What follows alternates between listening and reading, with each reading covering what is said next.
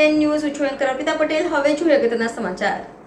વીર નર્મદ દક્ષિણ ગુજરાત યુનિવર્સિટીમાં કામ કરતા કોન્ટ્રાક્ટ આધારિત કર્મચારીનો વિરોધ। કર્મચારીઓને 2 મહિનાનો નવો કોન્ટ્રાક્ટ આપતા વિવાદ થયો।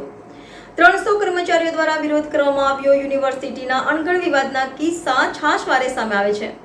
અગાઉ 300 કર્મચારીઓને માર્ચ મહિનામાં 3 મહિનાનો કોન્ટ્રાક્ટ અપાયો હતો। આ કોન્ટ્રાક્ટ પૂરો થતા હવે ફરીથી 2 મહિનાનો કોન્ટ્રાક્ટ કરવામાં આવતા કર્મચારીઓમાં વિરોધ। કેટલાક કર્મચારીઓ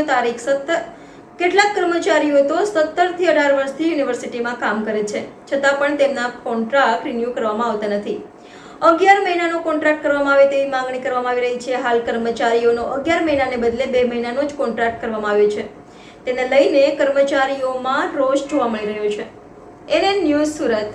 દર્શક મિત્રો, તમારી આસપાસ બની રહેલી નવી ઘટનાઓ વિશે જાણવા માટે NN ન્યૂઝને લાઈક કરો, શેર કરો, સબસ્ક્રાઇબ કરો અને બેલ આઇકન પ્રેસ કરો, જેથી આપને નોટિફિકેશન્સ મળતી રહે। હું Nirav Shah, department of ICT માં લગભગ 24 વર્ષથી કામ કરું છું। 2004 થી હું કરાર આધારિત કર્મચારી તરીકે જોડાયો છું। શું માંગ છે તમારી? વિરોધ પ્રદર્શનનું કારણ શું?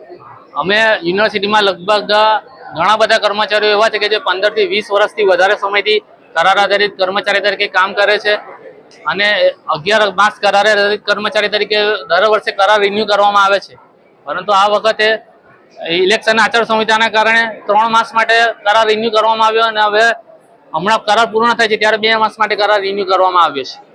અમારી એ જ માંગણી છે કે 11 માસ માટે કરાર આધારિત કર્મચારી તરીકે 11 માસ માટે ફરીથી કરાર એક્સટેન્ડ કરી આપવામાં આવે 11 માસ માટે।